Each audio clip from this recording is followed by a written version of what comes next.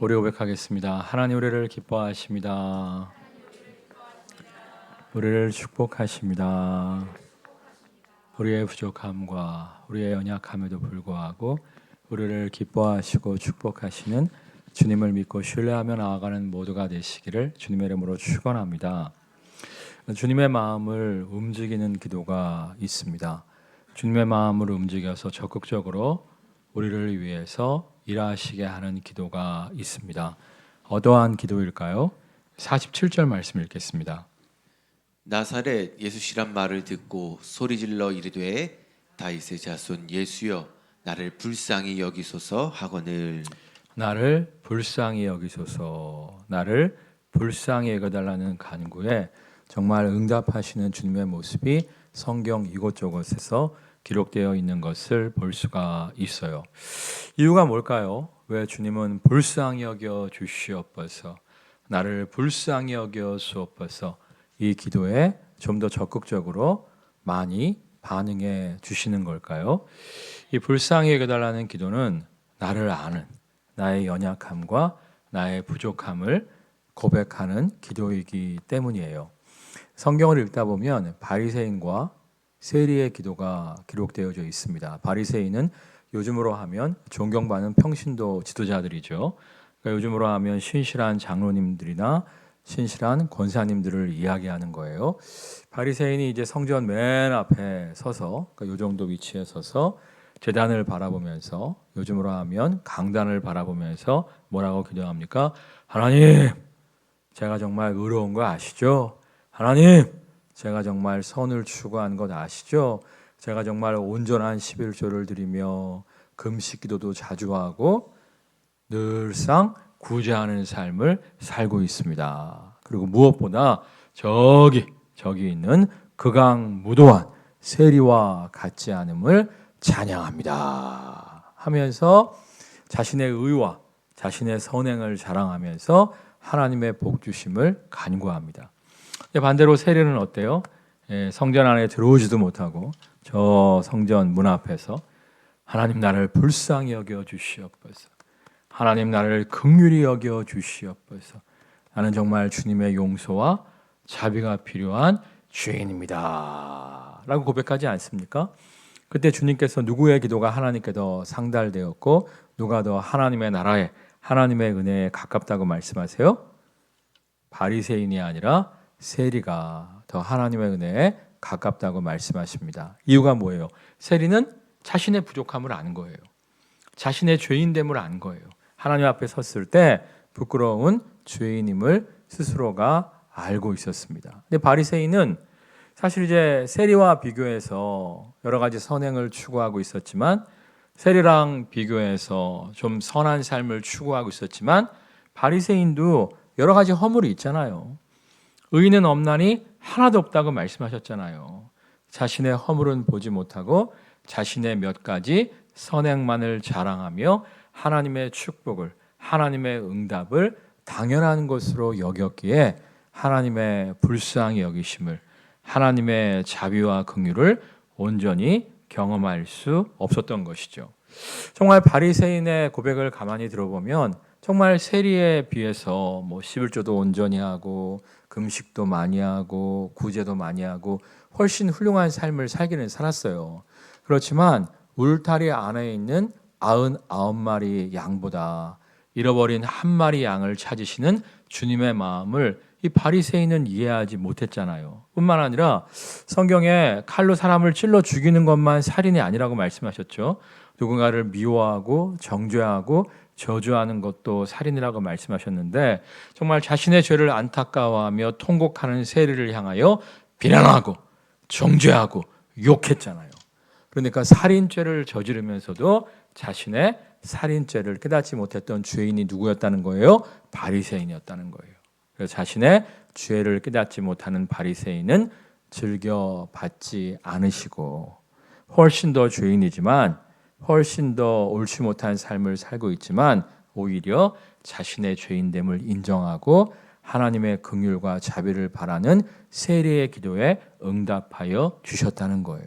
그럼 여러분, 기도할 때 자신의 의를 자랑하는 것이 아니라 하나님의 불쌍히 여겨주심을 간구할 줄 아는 모두가 되시기를 주님의 이름으로 축원합니다. 자신의 연약함을 고백하고 불쌍히 여겨주심을 간구할 때 우리 기도에 응답하시는 주님을 만나게 될 줄 믿습니다. 자, 그러면 우리의 헌신과 수고는 아무런 수고가 없느냐, 아무런 쓸데가 없느냐, 그건 또 아니에요. 성경에 보면 히스기야가 남유다 왕으로서 아수리의 대군이 침공할 때 정말 불치병에 걸려서 의사로부터 죽는다는 선고를 받지 않습니까?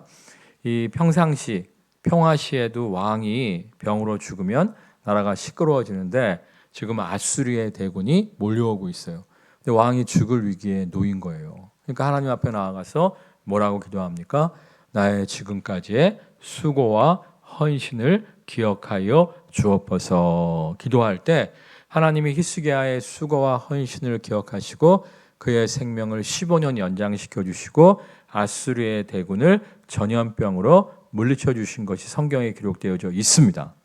그런데 우리가 이 본문을 수박 겉핥기식으로 봐서 그런데 이 본문을 좀 더 면밀하게 살펴보면 히스기야가 나의 헌신과 수고를 기억하옵소서 그냥 그렇게 기도한 게 아니에요. 하나님, 나의 부족함과 나의 연약함에도 불구하고 주님을 위해서 힘쓰고 애쓴 나의 수고와 헌신을 기억하사 나를 불쌍히 여겨 주옵소서 기도하고 있어요. 그러니까 나의 수고와 헌신을 기억해 주십시오. 여기에 강조점이 있는 것이 아니라 내가 정말 부족하며 연약함에도 불구하고 정말 조족지열 하나님이 내게 주신 은혜에 비하면 세 발의 피에 불과하지만 그럼에도 불구하고 힘쓰고 애써 주님을 기쁘시게 하는 삶을 살았습니다. 이런 나를 불쌍히 여겨주심으로 말미암아 나를 구원하여 주옵소서 기도했다는 거예요. 그 강조점이 나의 수고와 헌신이 아니라 어디에 있다는 거예요?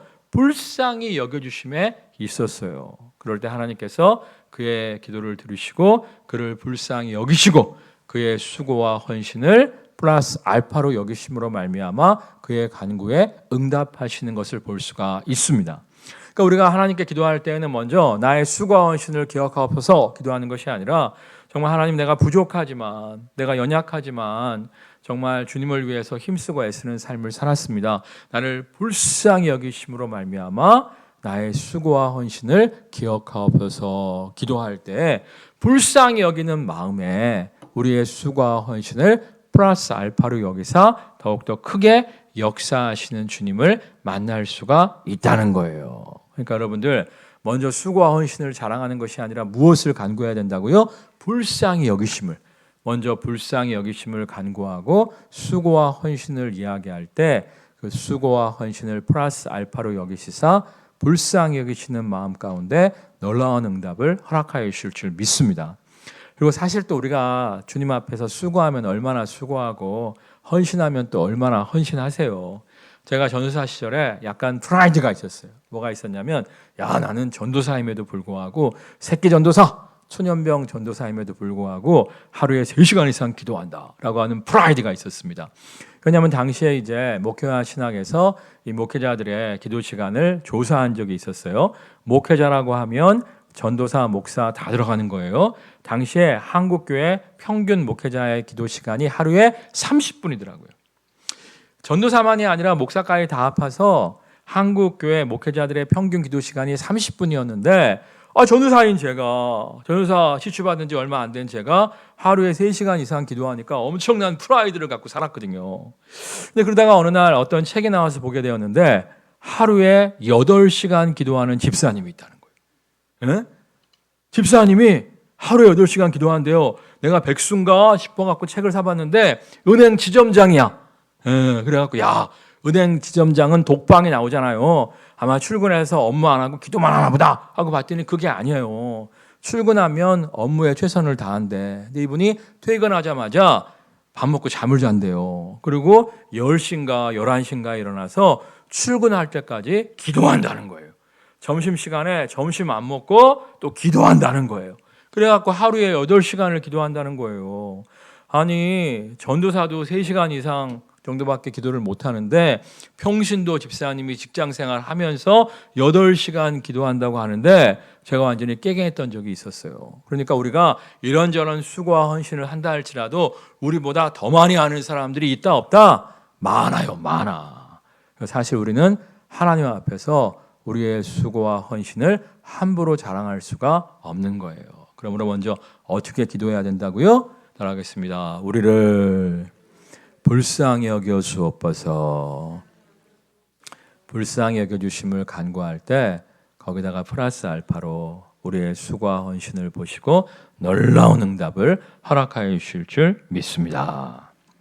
48절 말씀 읽겠습니다. 48절. 많은 사람이 꾸짖어 잠잠하라 하되 그가 더욱 크게 소리질러 이르되 다윗의 자손이여 나를 불쌍히 여기소서 하는지라. 여기 보면 이 맹인이 막 고쳐달라고 막 간구하는데 많은 사람이 꾸짖어 잠잠해라, 조용해라 이렇게 얘기를 해요. 이유가 뭐냐면 예수님 당시에 맹인은 하나님의 저주받은 자라고 생각을 했어요. 하나님의 형벌이라고 생각했기 때문에 하나님께 죄를 지어서 형벌을 받는다면 달게 받아야지. 예?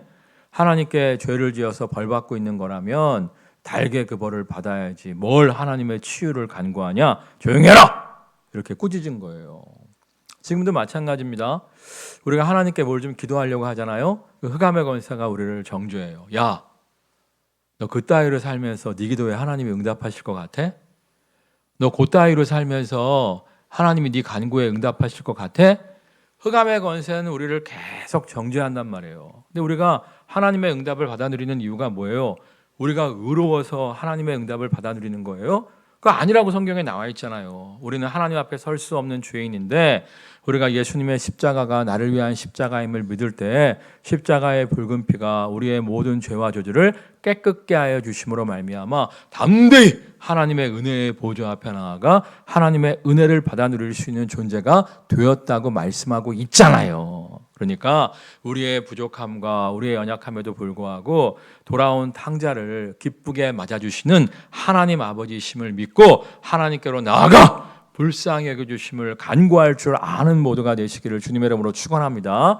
우리가 아무리 망가지고 깨어진 인생이라고 할지라도 하나님 아버지 앞에 나아가 불쌍히 여겨주심을 간구할 때 우리를 용납하시고 다시금 받아주시고 불쌍히 여겨주시는 하나님을 만나게 될 줄 믿습니다. 뿐만 아니라 우리가 이제 기도할 때 또 방해 세력이 있어요. 방해 세력이 뭐냐면 따라하겠습니다. 세상에 불신앙.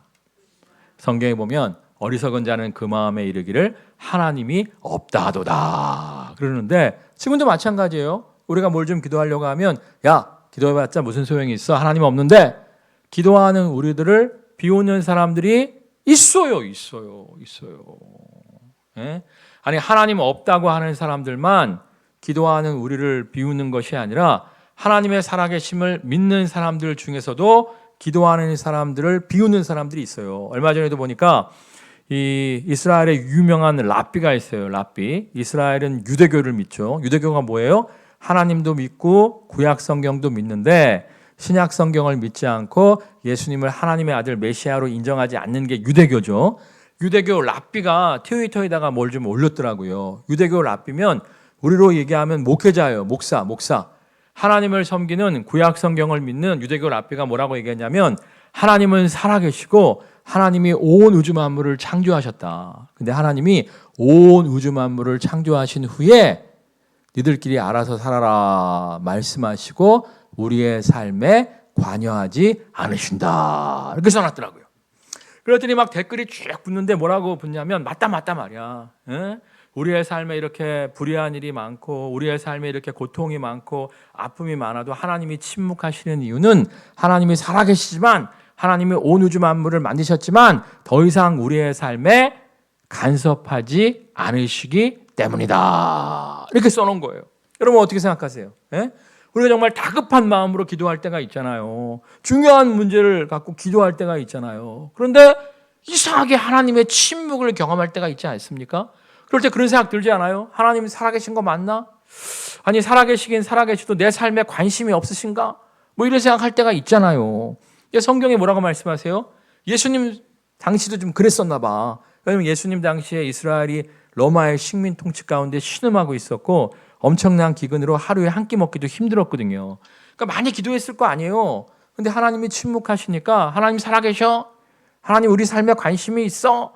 이런 얘기하는 사람들이 예수님 시대에도 있었을 거란 말이에요. 그러니까 예수님 뭐라고 말씀하십니까? 야, 하나님 아버지께서 너희 머리카락 하나까지도 세고 계신다. 이렇게 얘기하잖아요. 예? 너희의 작은 신음소리에도 응답하고 계신다. 말씀하시잖아요. 정말 하나님이 우리를 창조하시고 수수방관하고 계신 분이 아니라 우리의 기도를 듣고 계심을 믿고 기도하는 모두가 되시기를 주님의 이름으로 축원합니다. 여러분 또 그런 말씀하실 분들이 있어요. 듣기만 하면 뭐 하십니까? 우리를 위해서 아무것도 안 하시는데. 이런 말씀하실 분들이 있어요. 제가 요셉을 참 좋아하는데 요셉이 억울하게 노예로 팔려갈 때 기도했을까요? 안 했을까요? 기도했을 거예요. 살려달라고. 풀어달라고. 근데 하나님은 어떻게 하셨어요? 침묵하셨잖아요. 노예 생활 성실하게 했어요. 하나님 백성답게. 근데 억울한 누명을 쓰고 감옥에 붙잡혀 가잖아요. 그때 기도했을까요? 안 했을까요? 기도했겠죠. 기도했을 거예요. 예? 근데 하나님께서 침묵하셨어요. 침묵하셨어요. 근데 하나님께서 그 침묵 속에서 일하심으로 말미암아 결국에 요셉이 애굽의 국무총리가 되어서 수많은 사람들을 굶주림에서 구원하는 구원자의 역할을 감당하잖아요. 특별히 이제 요셉이 노예 생활을 하면서도 감옥 생활을 하면서도 하나님과 늘상 함께함으로 말미암아 그의 삶이 형통하였더라. 이렇게 성경에 나와 있죠. 그러니까 형통했다는 말의 뜻이 무엇이냐면 노예로서 소를 좀 키워라 그러면 소농사가 잘 되고 노예로서 밭농사를 좀 해라 그럼 밭농사가 잘 됐다는 거예요. 나중에 주인 보디발이 가정 총무의 역할을 맡기면서 모든 사물을 요셉에게 허락하는 것을 볼 수가 있죠. 감옥에 간 후에도 마찬가지예요. 하나님이 그와 함께 하시며 그가 형통함으로 말미암아 무엇을 맡든지 잘 되니까 간수장이 나중에 열쇠 꾸러미까지 맡겼다고 나와 있잖아요. 근데 이 형통이란 단어는 사실 이제 하나님이 함께 하심으로 말미암아 노예 생활 중에도 감옥 생활 중에도 맡겨지는 일들이 잘 되었다. 이것만 이야기하는 게 아니에요. 원래 형통이란 말의 뜻은 성경에 기록된 히브리어 원문에 보면 뭐라고 나와 있냐면 따라하겠습니다. 앞길이 열려 있는 자. 이게 형통한 자란 뜻이에요. 그러니까 요셉의 기도에 하나님이 침묵하고 계셨습니다만 요셉은 어떤 자였다? 하나님이 함께 하심으로 말미암아 앞길이 열려 있는 자였다는 거예요. 그러니까 때로는 우리의 기도에 하나님이 침묵하실 때가 있다니까. 우리는 너무 급해 죽겠는데 하나님이 침묵하실 때가 있어요. 그런데 하나님은 침묵 속에서 우리의 앞길을 열고 계시는 거예요. 열고 계시는 거예요. 얼마 전에 이제 칼빈 어떤 목사님이 어디 가서 칼빈 얘기했더니 요즘 M16도 구식인데 무슨 칼빈 소총을 이야기하십니까? 그랬대요. 그게 아니라 이제 유명한 제네바의 종교개혁자 칼빈이라고 있어요. 칼빈 이 양반이 천재예요. 천재. 우리나라로 얘기하면 뭐 3살 때 사서삼경을 띄었다 할 정도로 천재예요. 그래갖고 10대 초반에 라틴어를 비롯해서 뭐 스위스어, 스웨덴어, 프랑스어 하여튼 언어 천재였고요. 18세에 대학을 졸업했어요. 놀래지도 않아. 18세에 들어간 게 아니라 18세에 대학을 졸업했다고. 이렇게 천재로서 제네바의 종교개혁을 위해서 20대 초반에 일하게 되었습니다. 근데 이제 잘 안 됐어요. 쫓겨나요. 다른 도시에 가요. 또 쫓겨나요. 그러니까 실패하고 쫓겨나다가 제네바에서 다시 와달라 그래갖고 실패하고 쫓겨난 도시에 다시 가게 됩니다. 근데 이번에는 놀라운 성공을 거둠으로 말미암아 우리가 아는 제네바의 종교개혁자 칼빈이 될 수가 있었던 거예요. 그때 칼빈이 무슨 고백을 하냐면 자기는 쫓겨난 건 줄 알았다는 거예요. 실패하고 또 도망간 건 줄 알았다는 거야. 또 실패하고 또 도망친 줄 알았다는 거야. 근데 그것이 다 하나님의 열린 문이었다는 거예요. 열린 문. 그런 열린 문들을 통해서 자신을 다듬으시고 자신을 훈련시키시고 자신을 성숙시킨 후에 제네바의 종교개혁자로서 승리케 하여 주셨다는 거예요. 사실은 이제 칼빈이 천재였기 때문에 또 20대 초반에 대학 교수까지 했기 때문에 엄청나게 거만했다는 거예요. 그래갖고 막 말씀 갖고 막 사람들을 정죄했다는 거예요. 그러면 되겠어. 그럼 벌 받아. 이렇게 굉장히 거만한 사람이었는데 여러 번 쫓겨다니면서 많이 깎인 거예요. 많이 깎인 거예요. 특별히 제자들한테 공부 가르칠 때 라틴어를 제대로 못하면은 한 번 읽으면 되는 거지. 왜 그걸 몰라? 그랬다는 거예요. 그러니까 천재들은 한 번 읽으면 아나 봐. 그러니까 전혀 사람들을 이해할 수 없는 존재였는데 실패 속에서 깨어지고 부서짐으로 말미암아 모든 사람을 관용할 줄 아는 중고개혁자로서 하나님의 승리를 거둘 수가 있었다는 거예요. 그러니까 여러분, 하나님의 침묵은 침묵이 아니에요. 침묵 속에서 하나님의 열린 문이 있어요. 이 사실을 믿고 기도할 줄 아는 모두가 되시기를 주님의 이름으로 축원합니다. 가끔 보면 또 그런 말씀하시는 분들이 있어. 기도 안 해도 될 일은 되고 기도해도 안 될 일은 안 돼. 이렇게 말씀하시는 분들이 있는데 그건 운명론이고 기독교가 아니에요. 성경에 보면 에스겔서나 에레미야서에 보면 내가 너희를 위해서 좋은 것을 예비해 놓았다 할지라도 너희가 뭐 할 때 응답하리라? 기도할 때 응답하리라 나와 있잖아요. 여러분 아브라함한테 무슨 얘기 하십니까? 네 후손들이 애굽에서 400년 동안 종살이 할 것이다 말씀하셨는데 성경을 자세히 읽어보시면 정확하게 430년을 종살이 합니다. 이유가 뭐예요? 400년이 다 돼가는데도 이스라엘 백성이 기도를 안 해. 기도를 안 해. 근데 이제 이 바로가 이 남자아이들을 나일강에 던지라고, 남자가 태어나면 나일강에 던지라고 하잖아요. 나일강에는 누가 산다? 악어가 산다. 악어. 그러니까 이제 아들들이 막 악어밥이 되는 거예요. 그때서야 하나님께 부르짖어 기도합니다. 그들이 부르짖어 기도할 때 하나님이 그들의 통곡 소리를 들으시고 아브라함과의 약속을 기억하사 구원자 모세를 보냈다고 나와 있어요. 그러니까 약속하셨지만 기도 안 하니까 모세를 안 보내주신 것이고 그들이 기도할 때 모세를 보내주신 거예요. 그러니까 우리가 어떻게 해야 된다? 기도해야 된다는 거예요. 기도해야 된다는 거예요. 예수님도 말씀하시잖아요. 따라하겠습니다. 낙심하지 말고 기도해야 할 것을 말씀하시니라. 그렇죠. 낙심치 말고 기도해야 된다는 거예요. 성을 행하되 낙심치 말지니 낙심하지 아니하면 때가 이름에 거두리라. 정말 하나님의 침묵을 경험하고 있다 할지라도 침묵 속에서 하나님께서 우리의 길을 열어주심을 믿고 기도할 때 때가 참에 예상치 못했던 하나님의 놀라운 축복과 응답을 누릴 수가 있는 거예요. 이 사실을 믿고 정말 기도할 줄 아는 모두가 되시기를 주님의 이름으로 축원합니다. 50절 말씀 읽겠어요. 50절. 맹인이 겉옷을 내버리고 뛰어 일어나 예수께 나아오거늘. 정말 방해에도 무릅쓰고 이 맹인이 막 부르짖어 기도하니까 예수님이 와라 그러신 거예요. 그러니까 이 사람이 이제 겉옷을 내버리고 뛰어 일어나 예수님께로 나갔대요. 그러니까 일부러 겉옷을 버린 건 아니고 예수님 당시의 서민들은 옷을 두 벌 입었어요. 하나는 속옷, 우리로 얘기하면 팬티 같은 거 입었고 두 번째로 겉옷을 입었습니다. 근데 겉옷이 우리처럼 잘 재단되어 있는 것이 아니라 천을 이렇게 몸에 둘둘 둘러 감싼 거예요. 그리고 허리띠를 질끈 동여매 갖고 낮에는 겉옷으로 입고 다니다가 밤에는 허리끈을 풀면 큰 천이 되잖아요. 그걸 이불로 덮어쓰고 잤단 말이에요. 성경에 보면 마가가 겟세마네 동산에서 예수님 기도하실 때 졸고 앉아 있다가 이제 군병들이 예수님 잡으러 오니까 자기도 잡혀갈 줄 알고 도망치는 장면이 나오잖아요. 그때 군병이 겉옷을 딱 잡으니까 겉옷을 내버리고 도망쳤는데 뭐라고 기록되어 있어요? 벌거벗고 도망쳤다. 쉽게 얘기해서 팬티만 입고 도망쳤다는 거예요. 그러니까 이 맹인이 아마도 구걸할 때 이 겉옷을 이렇게 벗어갖고 뒤집어 쓰고 아마 구걸을 했을 거예요.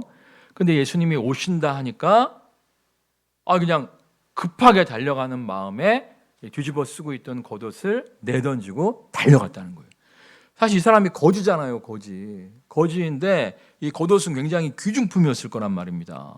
그런데 하여튼 주님의 부르심이 더 중요하기 때문에 내 겉옷 이런 게 아니라 그냥 마구잡이로 주님을 향해서 달려갔다는 거예요. 여러분 생각해 보세요. 거지는 냄새도 펄펄 나고 막 그랬을 거 아니에요. 근데 그런 냄새 나는 펄펄 나는 그 거지가 팬티만 입고 막 사람들 사이로 막 헤치고 막 나가는 거예요. 예수님 어디 있어? 예수님 어디 있어? 보이지도 않잖아. 그러니까 막 예수님 어디 있어? 예수님 어디 있어? 막 이렇게 막 사람들 중에서는 피하는 사람도 있었지만 기분 나쁘다고 밀어버리는 사람도 있었을 거야. 이리 깨지고 저리 깨지면서도 목숨 걸고 주님께로 나아감으로 말미암아 주님의 치료를 경험하게 되잖아요. 제가 가끔씩 보면 주님이 부르실 때 무기적거리는 사람이 있어요. 예? 오랜 시간 동안 하나님, 나를 향한 하나님의 인도하심이 무엇입니까? 하나님의 계획이 무엇입니까? 구하고 찾고 두드렸음에도 불구하고 하나님이 문을 딱 열어주시면 오히려 망설이는 사람들이 있어요. 망설이다가 기회를 놓치는 사람들이 있어. 에베소서에 보면 뭐라고 말씀하십니까? 세월이 악하니라. 때가 악하니라. 세월을 아끼라. 이 말씀이 있잖아요. 예? 때가 악하니라. 세월을 아끼라. 이 말씀이 있는데 이 말씀이 사실은 무슨 뜻이냐면 때가 악하니까 기회를 잡아라 이 얘기예요. 때가 악하니까 멍 때리고 있다가 좋은 기회 놓치지 말고 정신 똑바로 차리고 영적으로 깨어 있다가 하나님이 주시는 좋은 기회를 잡을 수 있어야 된다 이 말이에요. 근데 너무나 안타까운 게 하나님이 기회의 문을 여셔도 기도를 안 한 것도 아니야. 열심히 기도해 놓고 막상 주님이 문을 딱 여시면 망설이다가 기차 떠나보내는 사람들이 종종 있어요. 제가 얼마 전에 어떤 인터뷰를 봤는데 그분이 이제 여자분인데 그분이 이제 고등학교 시절에 실용음악과를 다녔대요. 아마도 이제 예고 실용음악과를 다닌 것 같은데 재미삼아 당시에 이제 유명한 미국의 가수가 있었대요. 그 가수를 흉내내는 노래를 한 곡 불렀대요. 그걸 이제 친구가 스마트폰으로 찍어갖고 이렇게 올린 거야. 하룻밤 자고 일어났더니 20-30명이 그걸 본 거예요. 예? 그래서 이제 눈 감고 한번 들어봤는데 그 원래 가수가 부른 거하고 이 고등학생 여자애가 부른 거하고 거의 비슷하게 불렀더라고. 그러니까 막 대박이 터지면서 미국의 유명한 토크쇼에서 얘한테 비행기값, 숙박비 다 제공해갖고 미국으로 불렀다는 거예요. 그 토크쇼가 워낙 유명한 토크쇼이기 때문에 거기 딱 나갔더니 또 그 나간 그 촬영분이 또 막 전 세계에서 보고 막 그랬다는 거예요. 그러면 이 청소년이 뭐 해야 돼요? 1번 회계사, 2번 건축가, 3번 화가, 4번 가수. 뭐 해야 돼요? 너무 어려운 거 물어봤어요? 가수 해야지 가수. 근데 이 친구가 가수 안 하고 실용음악과 들어갔다는 건 나중에 음대 가겠다는 거 아니에요. 음대 입시도 포기하고 화가 하겠다고 미술학원을 다니기 시작했대요. 3년 동안. 3년 동안 미술학원을 열심히 다녔는데 미술에 재능이 없는 거야. 그래갖고 나는 다시 가수를 해야겠다고 생각하고 자기 돈 들여갖고 음반을 뭐 3개인가 4개인가 만들었는데 인기를 못 끌고 있다는 거예요. 그러니까 막 그 얘기를 듣고 막 인터뷰한 사람이 막 안타까워갖고 아니 물 들어올 때 배 노젓는다고 그렇잖아요? 물 들어올 때 노젓는다고 막 그렇게 막 버라이어티 쇼에 나오고 막 스포트라이트를 받을 때 가수로 데뷔했으면 유명 가수가 될 수 있었는데 왜 그랬냐? 물어봤더니 자기가 이제 막 20-30만 조회 막 그 유튜브 댓글을 좀 봤는데 댓글에 그렇게 써 있었대요. 고등학생 주제. 그리고 얼굴을 보니까 이뻐. 뭐 탤런트 정도는 아니지만 그래도 이뻐. 근데 얼굴도 못생긴 게 노래만 잘하면 다냐? 이렇게 써놨다는 거야. 그 댓글에 상처를 받아갖고 음악이 아닌 전혀 모르는 길 화가의 길을 선택했다는 거야. 예? 지금 뭐 아무것도 아닌 게 됐죠. 고등학생 때는 유명 가수의 노래를 기가 막히게 모창을 하니까 스포트라이트를 받았지만 지금 성인이 되어서 유명 가수의 노래를 흉내내봤자 아무도 인정해주지 않는 거죠. 제가 이제 나피드를 좀 주목하고 있어요. 내가 나피드의 인성이 어떤 사람인지는 잘 모르는데 내가 이제 나피드를 주목하고 있는 이유가 뭐냐면 우리 나씨 중에 인물이 좀 없어요. 왜냐하면 이제 이 씨는 이수인 장군도 있고 강 씨는 강감찬도 있고 최 씨는 최영 장군도 있는데 여러분 나씨 장군 들어본 적 있어요? 없어. 우리 나씨는 끽해봤자 거지 나사로, 뭐 나단 선지자. 예? 내가 하여튼 성경에서 최고 출세한 사람은 나단 선지자 그 사람밖에 없어. 그래갖고 나씨가 뜬다고 하니까 굉장히 이제 주목을 하고 있는데 이 나피디가 원래 개그 프로그램을 지망했던 PD였어요. 근데 개그 프로그램이 점점 죽는 거야. 개그 프로그램이 점점 죽으니까 어떻게 할까 고민을 하고 있는데 누가 야, 그 버라이어티 프로그램을 좀 한번 해봐. 예, 개그 프로그램이나 버라이어티 프로그램이나 비슷하니까 사람들 웃기는 거니까 한번 해봐 그랬대요. 버라이어티 프로그램은 런닝맨 같은 걸 얘기하는 거예요. 그래서 이제 자기는 개그를 원했지만 개그 프로그램이 점점 죽어가니까 비슷한 버라이어티 프로그램으로 옮겼는데 재미를 좀 봤다는 거예요. 근데 몇 년이 지나니까 또 버라이어티 프로그램이 죽어가더라는 거야. 누가 또 그러더래. 요즘 버라이어티 프로그램은 죽어가는데 요즘 외국에는 리얼리티 프로그램이 인기다 그러더래요. 그래서 리얼리티 프로그램으로 전환을 했대. 그게 삼시세끼래. 야, 삼시세끼 봤는데 그게 뭐가 재밌는지 모르겠어. 남들이 밥해 먹는 게 뭐가 재밌어. 근데 내가 이제 유해진 씨는 좀 좋아하거든. 유해진 씨가 나랑 동갑이에요. 나랑 동갑인데 나보다 엄청 못생겼잖아. 그러니까 나랑 동갑인데 엄청 못생긴 양반이 뜨는 모습을 보면서 내가 소망과 위로를 누리기 때문에 그 유해진 씨가 나오는 삼시세끼는 몇 번 봤어. 근데 어쩌나 이 리얼리티 프로그램 삼시세끼를 통해서 나피드가 연봉이 수십억 대래. 갑자기 졸던 사람이 눈을 뜨고 은혜 받기 시작했어요. 우리 교인들은 이상하게 돈 얘기를 해야 은혜를 받더라고. 그러니까 어쨌거나 이 양반도 나는 개그 이랬으면 끝났지. 열린 문으로 나아갔을 때 지금의 나피가 될 수 있었다는 거예요. 사도 바울도 마찬가지 아니에요? 사도 바울이 원래 동족 유대인들에게 복음을 전파하기 위해서 힘쓰고 있었습니다.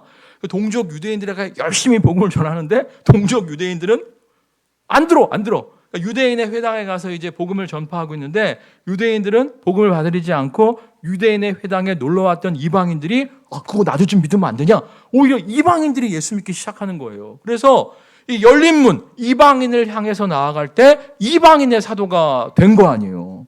또 자신의 나와바리, 소아시아 지역에서 이제 사도 바울이 나고 자랐잖아요. 자신이 잘 아는 지역인 소아시아에서 열심히 전도하기를 힘쓰고 애쓰는데 문이 안 열리는 거야. 그러니까 하나님 어떻게 하면 좋겠습니까? 왜 전도의 문을 열어주시지 않는 겁니까? 구하고 찾고 두드리면서 이곳저곳을 헤맬 때 이 드로아라는 지역까지 가게 됩니다. 드로아가 땅끝이에요. 땅끝. 우리나라도 땅끝 마을이라고 있다면서요. 내가 안 가봤는데 하여튼 드로아도 소아시아 지역의 땅끝이야. 땅끝. 드로아보다 더 가면 빠져 죽어야 돼. 지중해야.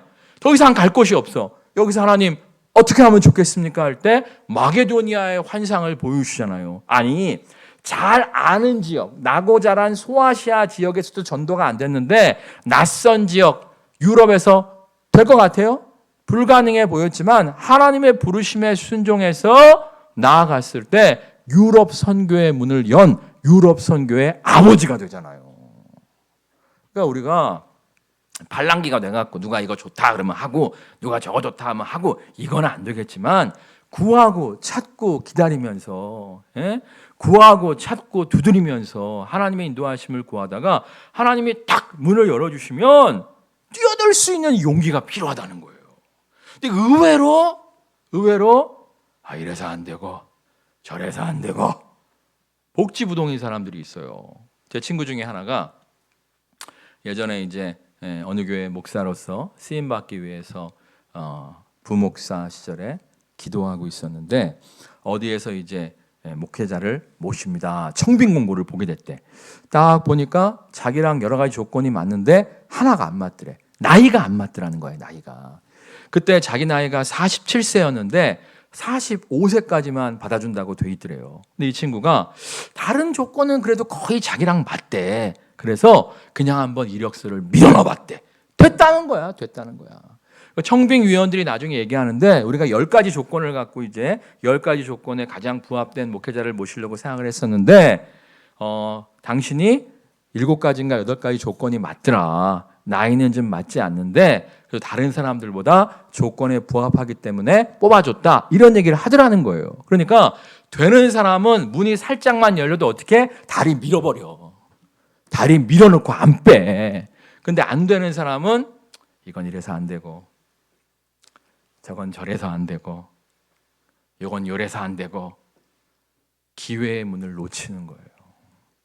여러분 정말 하나님 우리에게 예비하신 것은 눈으로 보지도 못하고 귀로도 듣지도 못하고 마음으로도 상상치 못하였다함과 같으니라 말씀하셨어요. 상상 초월의 놀라운 예비하심 우리에게 있다는 거예요. 이 사실을 믿고 구하고 찾고 두드리세요. 하나님이 침묵하세요? 낙심하지 말고 계속 기도하세요. 하나님이 침묵하시면 계속 기도하면서 지금 내게 맡겨진 자기 일에 최선을 다하면서 성실히 일하면서 계속 구하고 찾고 두드리세요. 그러면 하나님께서 때가 참에 문들을 열어주심으로 말미암아 하나님이 예비하신 약속의 땅에 거하게 하실 줄 믿습니다. 찬양하겠습니다.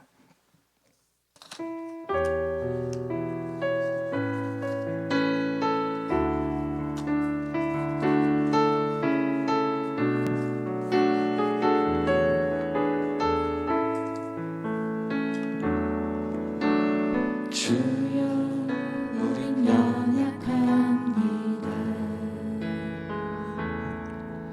우린 오늘을 힘겨워합니다. 주 뜻 이루며 살기에 부족합니다. 우린 연약합니다. 주여 우린 넘어집니다. 오늘 하루 또 실수합니다. 주의 긍휼을 구하는 죄인입니다. 우린 주만 바라봅니다. 한없는 주님의 은혜 온 세상 위에 넘칩니다. 가릴 수 없는 주여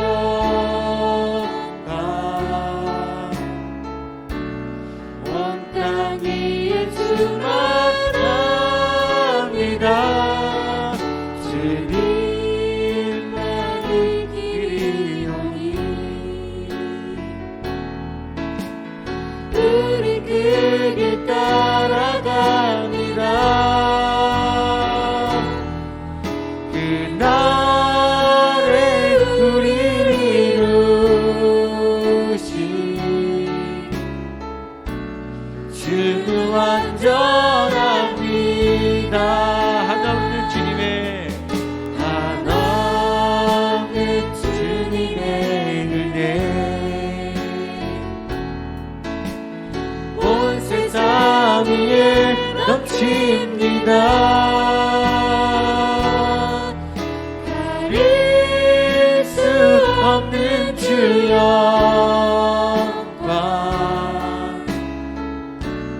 온 땅 위에 충만합니다.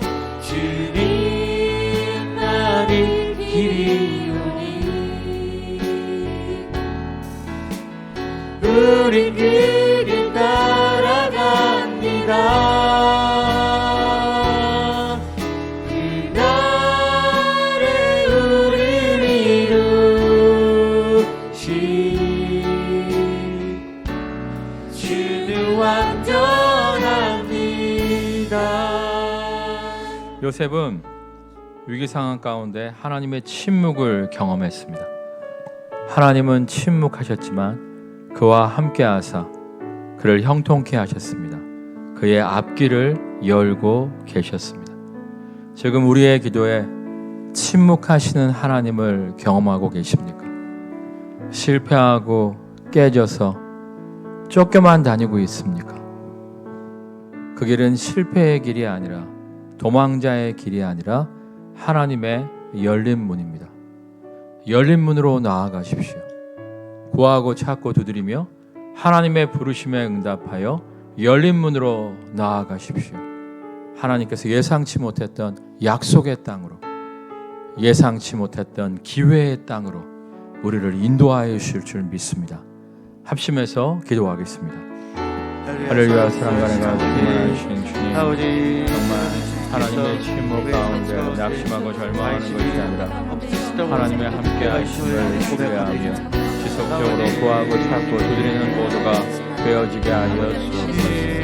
정말 하나님의 침묵 가운데에서도 하나님의 열린 문을 기대하며 구하고 찾고 두드림으로 말미암아 우리의 문을 열어주시는 하나님을 만나는 모두가 될 수 있도록 구하고 하나님 찾고 역사하여 두드리게 주시옵소서. 지금 우리가 정말 실패하고 깨지고 망가진 길 열린 가운데 문임을 하나님의 열린 문이 있음을 믿습니다. 이를 믿고 신뢰하며 나아감으로 말미암아 하나님이 예배하신 땅, 약속의 땅으로 나아가는 모두가 될 수 있도록 역사하여 주시옵소서. 그를 통해 하나님의 놀라운 축복과 은총과 영광을 누리는 모두가 될 수 있도록 하나님 역사하여 주시옵소서. 경험하게 하실 줄 믿습니다. 지금 코로나로 말미암아 6.25와 같은 충격을 우리가 겪고 있다고 합니다. 6.25 때문에 많은 사람이 죽고 망하고 다쳤습니다만 6.25를 통해서 농업사회가 산업사회로 정말 농촌 중심의 사회가 도시사회로 바뀌어지면서 오히려 LG가 만들어지고 현대가 만들어지고 삼성이 만들어지고 수많은 서민 갑부들이 탄생할 수 있었습니다. 우리가 6.25와 같은 충격 가운데 당황해하고 두려워하고 절망하는 것이 아니라 믿음으로 구하고 찾고 두드리며 나아갈 수 있도록 역사하여 주옵소서. 하나님의 침묵 가운데 있다 할지라도 낙심치 말고 주어진 일에 성실하며 구하고 찾고 두드리는 모두가 되게 하여 주옵소서. 이를 통하여 하나님은 침묵하시는 것 같지만 우리의 길을 열고 계심을 누리는 모두가 되게 하여 주옵소서. 예수 그리스도의 이름으로 기도드립니다. 아멘. 우리 고백하겠습니다. 불쌍히 여겨주심을 간구합시다. 불쌍히 여겨주심을 간구하며 나아갈 때 정말 하나님의 침묵 가운데에서도 우리의 길을 여시는 형통의 하나님을 만나게 될 줄 믿습니다.